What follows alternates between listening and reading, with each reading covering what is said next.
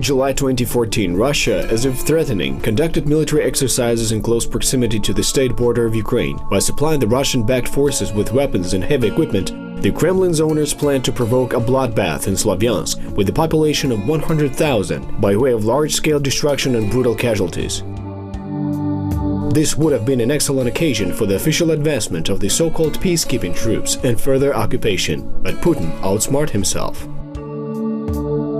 The Ukrainian generals had neither the resources nor the means to storm cities. Such are the results of the years of so-called reforms, in other words, thoughtless disarmament initiated by the previous ruling power. In that situation, the emphasis on surrounding and cutting off the supply routes of the enemy turned out to be a much more effective strategy for the vulnerable army than a frontal assault.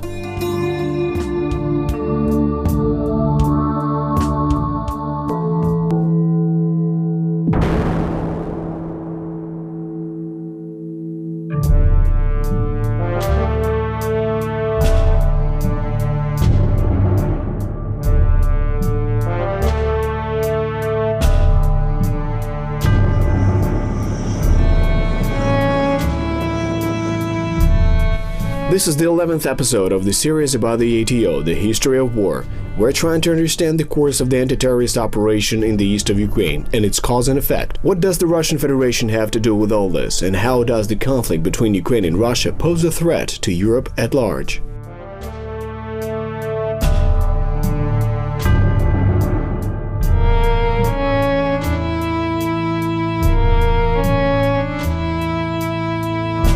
At the end of June, the Russian-backed forces received several tanks at their disposal. June 26, 2014, the checkpoint number 1 near Sloviansk, also known as the checkpoint by the fish farm, was attacked. 5 Ukrainian defenders of the position died in the battle. In addition, an APC armored personnel carrier and a BMD airborne combat vehicle were destroyed. The Russian-supported troops lost 1 tank, but unable to keep the captured checkpoint, they collected the spoils of war and retreated. The marauders collected the personal belongings of soldiers who retreated from the checkpoint, as well as their documents. Igor Gurkin showed a bag full of passports of the Ukrainian troops allegedly killed in battle, claiming huge losses from the Ukrainian side. However, it was just grandstanding.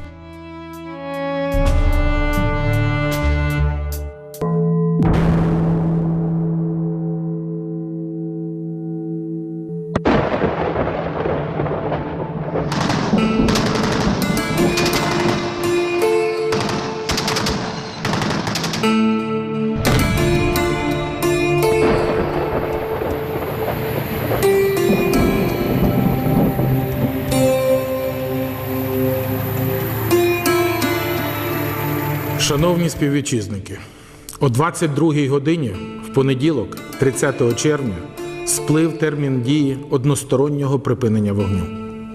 В межах мого плану On July 1st, at 0 hours and 42 minutes, President of Ukraine Petro Poroshenko announced the end of the truce. The Ukrainian army resumed its offensive on the positions of the militants. By blocking roads and setting up roadblocks, the Ukrainian security forces first tried to cut off the supply channels of the Russian-backed troops.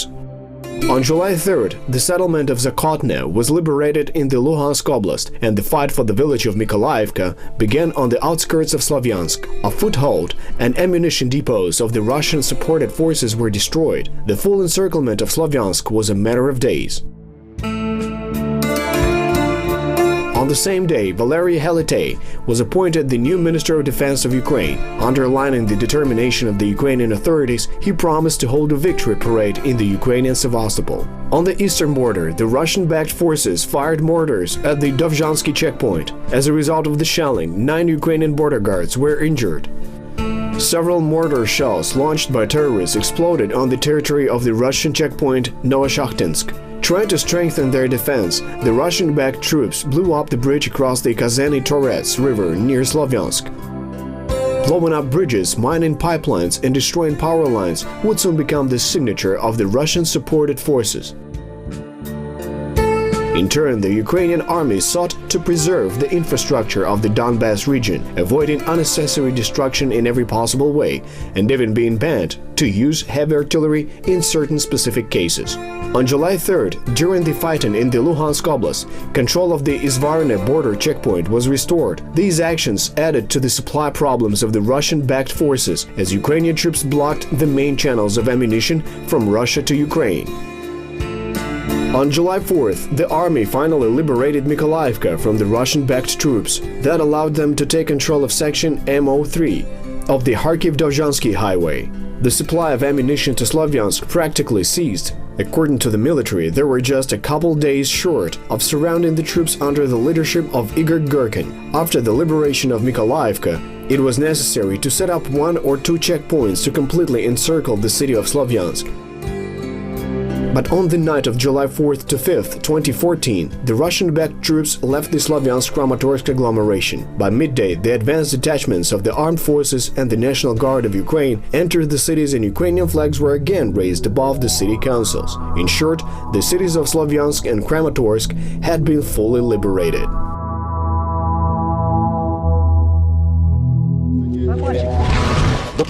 Minister of Defense Colonel General Valery Helitey reporting.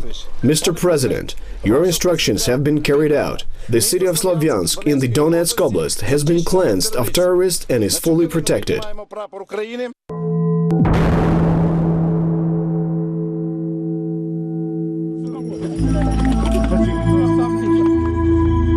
This is all speculation about Russian and Ukrainian languages. My wife and children speak Russian. I speak Ukrainian at work, and no one asks about the language, either in Kiev or in another city. You can go to Lviv and easily speak Russian there.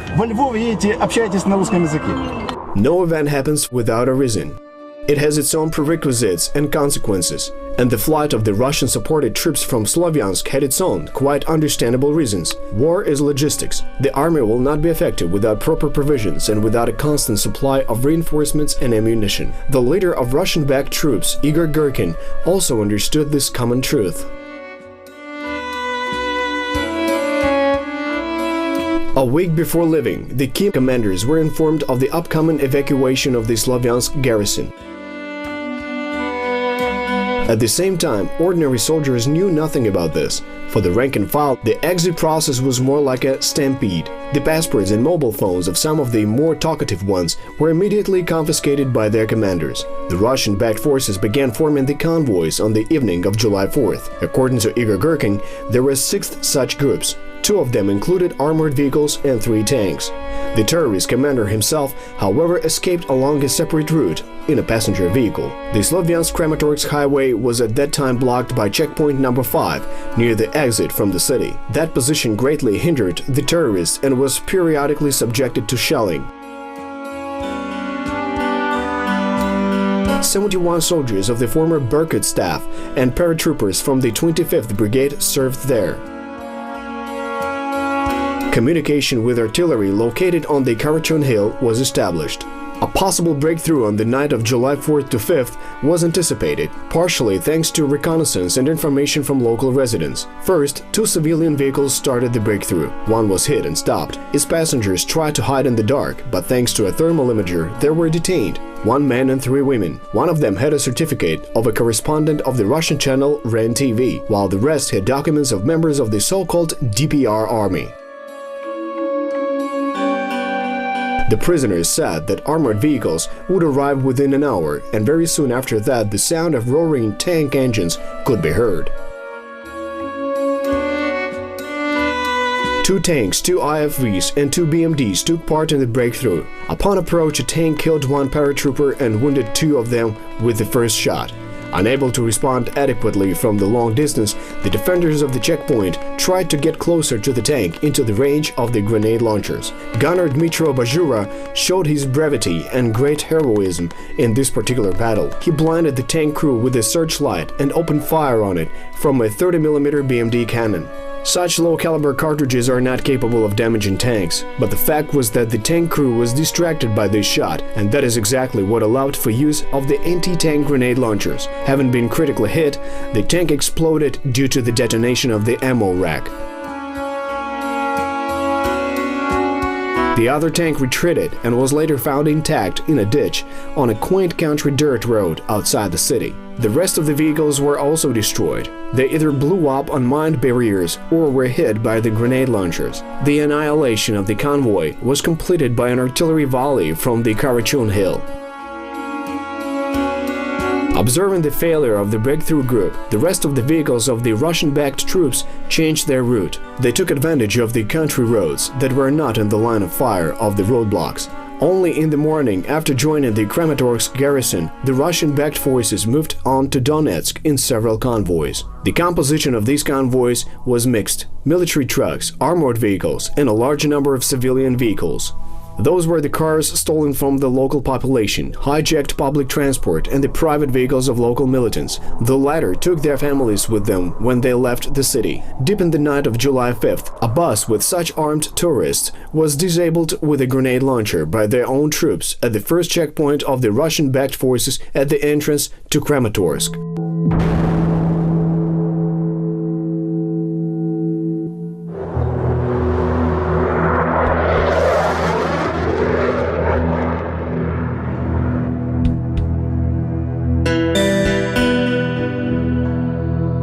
The command of the Russian-backed forces was afraid of being attacked from the air. The main staff convoy was covered by the anti-aircraft missile system Strela-10, obtained from Russia. There were also several trucks with Zu-23 anti-aircraft guns and trucks with NSV machine guns. It should be noted that none of the Ukrainian air defense systems were lost or captured. Therefore, the anti-craft defense of the convoys was provided solely by Russian military hardware. The Ukrainian command tried to inflict airstrikes on the departing convoys. All available attack aircraft were raised in the air, 5 Su-25 fighter jets. Again, in order to avoid casualties among civilians, the pilots were forbidden to attack targets without identifying them as military.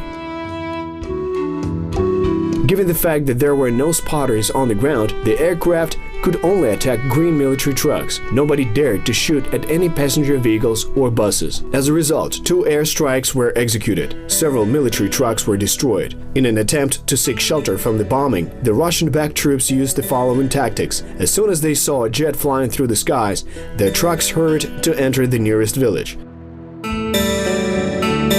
They remained under the cover of residential buildings until the attack aircraft ran out of fuel. Given the fact that the aircraft operated from the airfield in the Dnipropetrovsk Oblast, the pilots could not patrol targets for very long.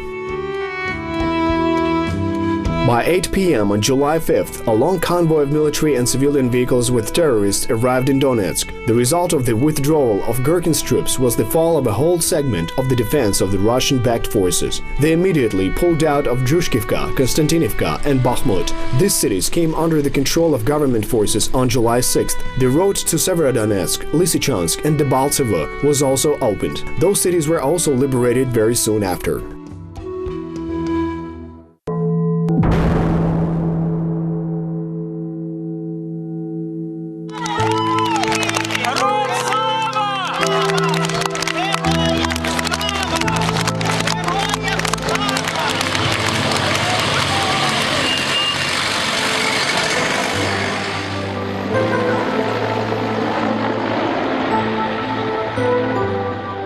The given situation was not so much a failure of the terrorist leader Igor Gherkin, but a result of the premeditated tactics of the Ukrainian command. After the execution of a classic encirclement operation, the armed forces of Ukraine forced the Russian-backed troops in Sloviansk to make a rather difficult decision.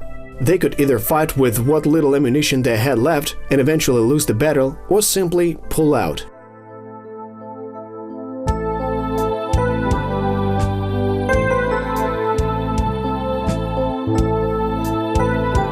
In the afternoon on July 5, 2014, the army and the National Guard entered the cities of Sloviansk and Kramatorsk. Closed stores, unpaid salaries and pensions, stoppage of public transport – those were the results of more than 3 months of occupation of the city by the pro-Russian militants. In the parks, there were common graves of the pro-Ukrainian residents who were shot down, and the corpses of dead pro-Russian troops were floating in the lakes of Sloviansk resort. Looting, rape and murder, needless to say, this time under the flag of the DPR, dealt a serious blow to the residents of the city. On the same day, Ukrainian troops arranged distribution of humanitarian aid to local residents, water, sausages, and loaves of bread. Also, the repairs of damaged communication systems and demining were promptly initiated. July 5, 2014 is officially considered the day of liberation of the Sloviansk-Kramatorsk agglomeration and is now a national holiday. Even though the cities were not taken in the usual sense of the word, it means nothing in this case. A hybrid war requires non-standard solutions, and the ultimate result is what matters. Ukrainian flags are now fluttering above the city council buildings. One way or another, this can be considered the first victory. But no one could foresee the whole scale of the tragedy that the Russian world brought to Ukraine.